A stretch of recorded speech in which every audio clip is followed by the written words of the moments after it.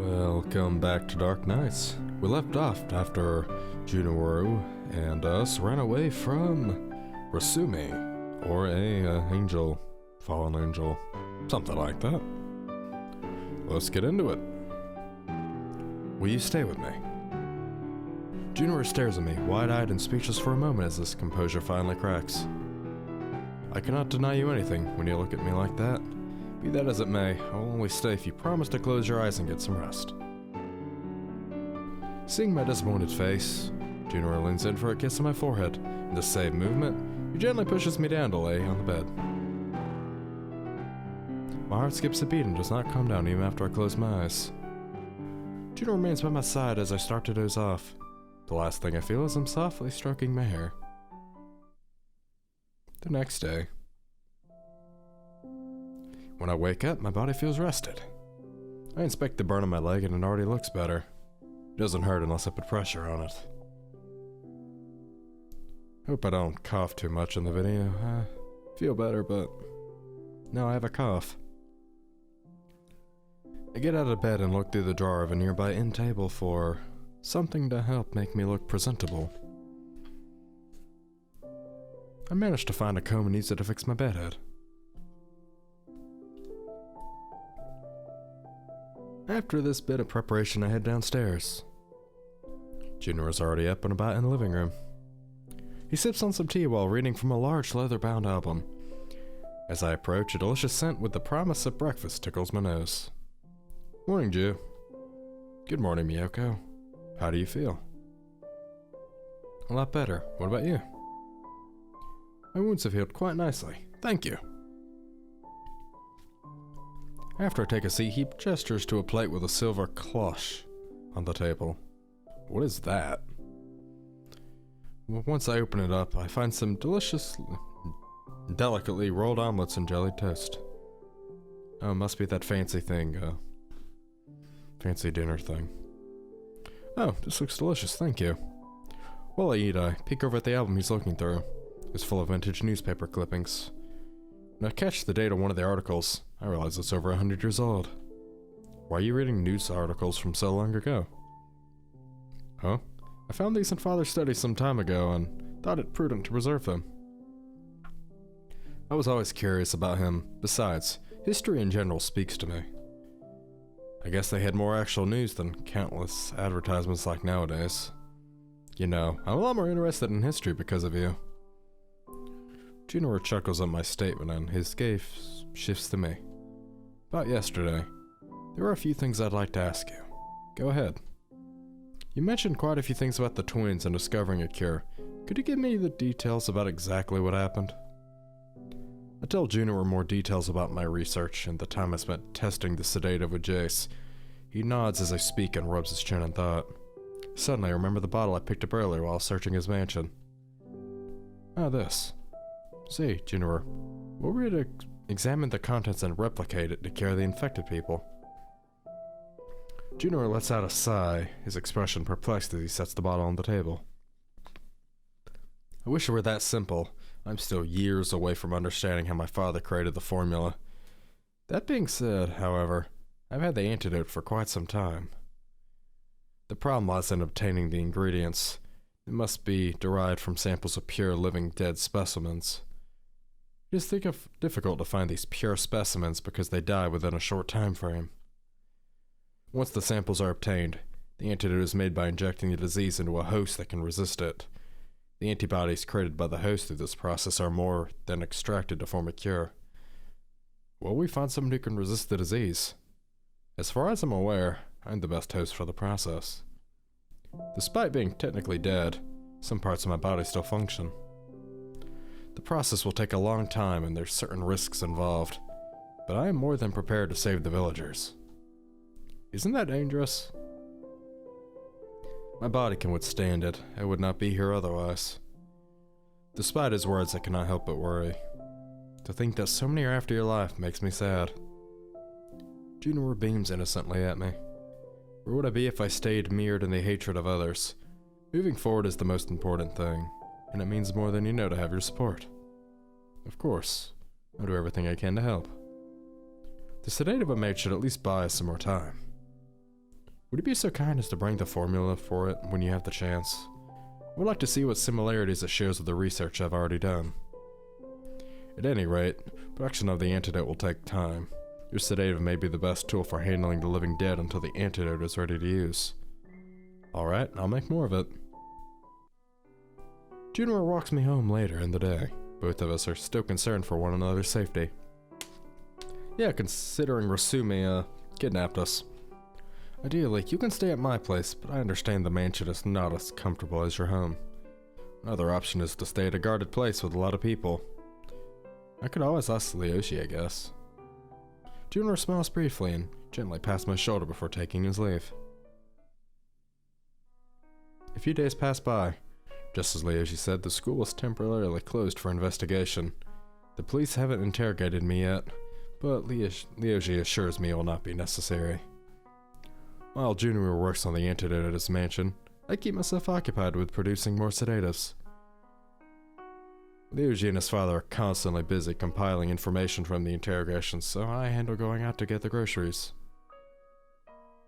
On my way back from the store, I see a familiar face. Hi, Blaze. It's been a while.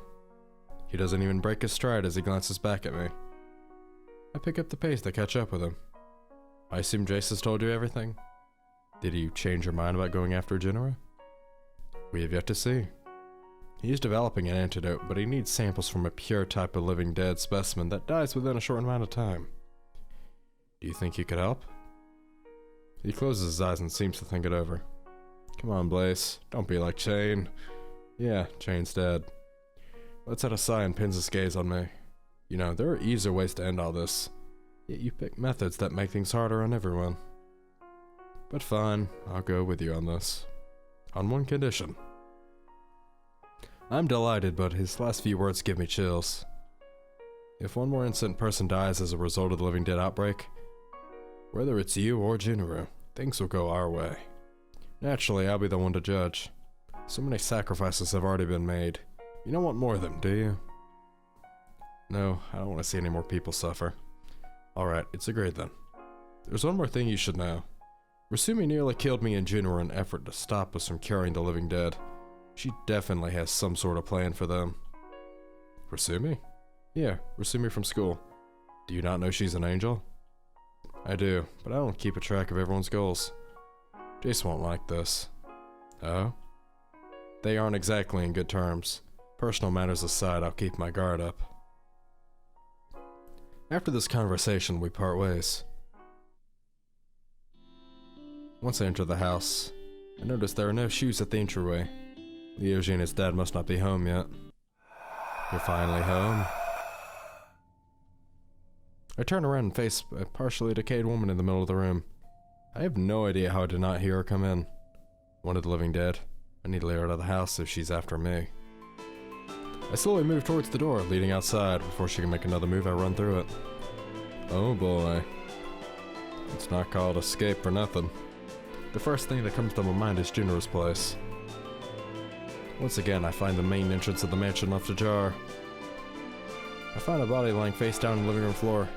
On the other side of the room, Junoru is collapsed against a wall. Miyako, do not go upstairs. I have trapped some of the living dead there. There's more coming. One of them chased me here. You will need to use the antidotes I made. I store them away in the kitchen. They're in the cabinet drawer nearest to the door and are easy to distinguish by the blue color. Could you get me some, please? I'll keep an eye on any more of the living dead headed this way. I follow his instructions and quickly find what I need. When I return, I find him surrounded by multiple corpses. Looks like he's in a pinch, but using his powers, he easily controls the crowd. I rush to him to give him a helping hand. I kick a body behind Junoru to the floor and look for a rope to bind it in place. Junoru's eyes widen as he watches me. Once I'm finished securing the attacker, I tend to him. Are you okay? Thank you, Miyako. I hand him the antidotes I found. He starts preparing the injection while I assist him. Together we examine and tend the living dead. It takes a while until we finish. Suddenly, exhaustion kicks in. Oh, I haven't taken a break in the past few days. I don't remember the last time I slept. I bring my hand to my head and close my eyes. Miyako, please take a rest. Oh, right. Junoru whispers comforting words and guides me to the couch. I feel a sensation run through my body after I lie down. This feels nice. I cannot thank you enough for what you've done. Now it is your time to rest. I've got some blankets. You might be hungry as well. I wake up to the sound of Junoru calling my name. Junoru himself looks exhausted, yet he is pampering me. After my meal, I lay down again. It doesn't take long before I fall unconscious. When I wake up, I feel a dull pain all over my body. I'd been ignoring my health, and now everything kicked in at the same time. I try to get up, but a hand gently halts me. You should rest for a few days at least. What happened? Be at ease, you didn't miss that much. He begins telling me about the events that occurred while I was passed out. Blaze passed by and helped Junoru restrain the living dead that come for me. After applying some of the antidote to them, he took them upstairs to rest. Together, they took care of the other living dead locked up in the mansion. Is that all there is to it? Yes, although I am almost out of the antidote. I've got something for you. Jason and I found one of your pure specimens rotting in a basement. Rather than disposing of them, I think you'll make good use of them. I see. Just make sure no one finds out about this. Naturally. Silence fell between them for a short while. Blaze looked at me sleeping on the couch. He walked around the living room and observed the environment, memories reflecting in his eyes. Barely anything has changed since I was here. You've been taking good care of this place. Thank you. No words can absolve me of my mistakes, but for whatever it's worth, I'm sorry for what happened. My feelings found peace a long time ago, but I appreciate you saying as much. I want to say the same to your brother. He passed away recently. I'm sure your voice will reach him all the same. I'm sorry. Hopefully you'll be able to move on too, my friend. Junoru pats Blaze on the shoulder and smiles softly. Blaze looks dumbfounded for a second, but accepts his words with a slight nod. I'm proud of how the connection between them has improved. Junoru goes on excitedly about his future ideas for us while listening. Despite my injury and risks that curing the living dead entails, I support him. I'll have to do my best to be more careful, though. I have a feeling both of us will make it through this.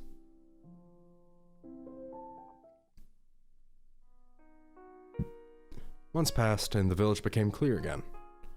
The disappearances have stopped. Most of the missing people have been found, dead or alive. The living dead have finally found peace after the hard work of Junoru and the twins. I did what I could to help. Junoru made good use of the gift Blaze had left. It was enough for him to experiment and polish the cure he'd been working on. I left for Sumi to the twins, and she hasn't shown up since that day. After everything found its balance, the twins decided to leave the village. They might come back if any oddities show up again. Frequently, I pass by the mansion to visit Junoru. He planned to renovate and redecorate his place to something more warm. Together, we are aiming for a bright future. 1 month later. Tonight, we plan to go on a date. I wait on the couch while Junoru is dressing up. I wonder what place he has in mind. I play with my strand of hair while my gaze is locked on the stairs. Miyoko? Gloved hands rest on each side of my shoulders. I twitch from the touch and quickly turn around. Where do you... There are multiple stairs inside this mansion. I thought of a little mischief may start the night. Well then, don't expect me to hold back either. I stand up and walk to the entrance. You get it back once you tell me where we're headed. Please. Junoru sighs and approaches me. Once he is close, he stares down into my eyes. Miss Miyako, it will take more for me to spoil this surprise. If you would like, we continue this play later this night. He reaches out his hand and shows a gentle smile. I cannot help but blush. Heh, always surprise me.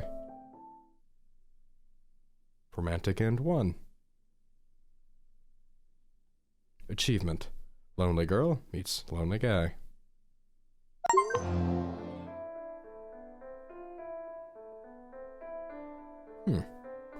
Neat.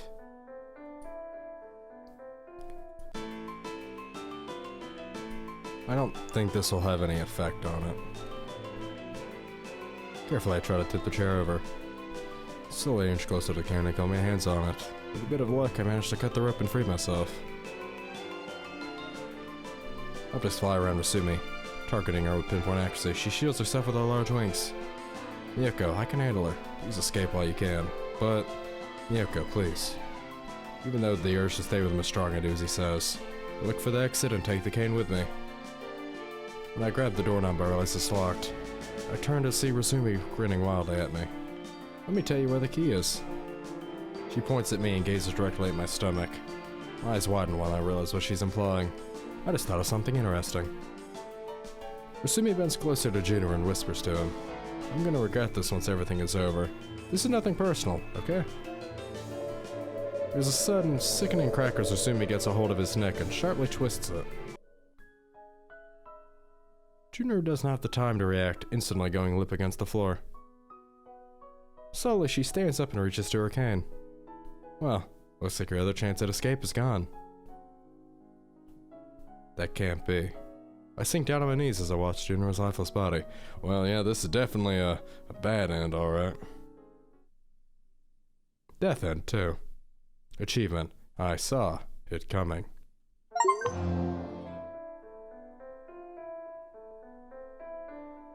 Yep. I don't like Rasumi in the slightest.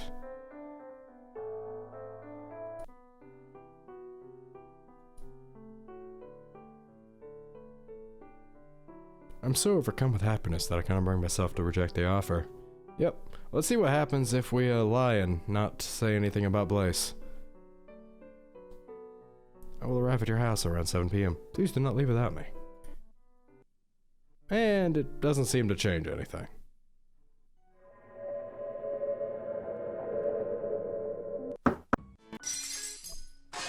Well, yet, anyway.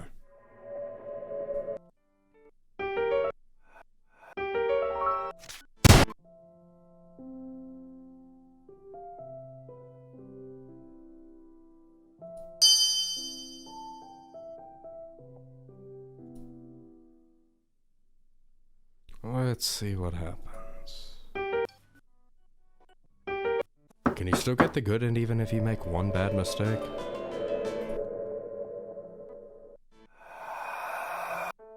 Huh. Okay, so it takes multiple bad mistakes to actually get a bad ending. Neat. Alright.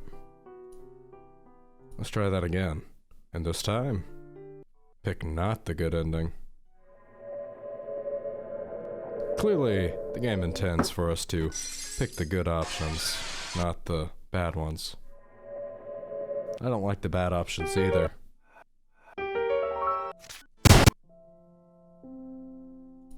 You can tell me anything. You've never bothered me. Oops. That only makes me feel worse about my lies, Miyako. What do you mean? Think about it, I shouldn't have hidden this for so long.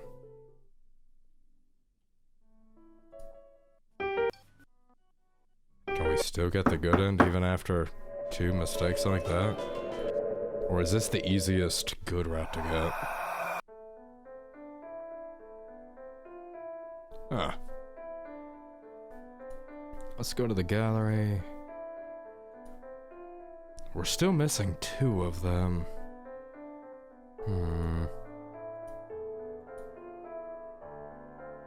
We're missing 1 more of these. That'll probably be on Sachiro's route. Kind of a shorter video, but it's whatever. There will not be a video this coming Tuesday.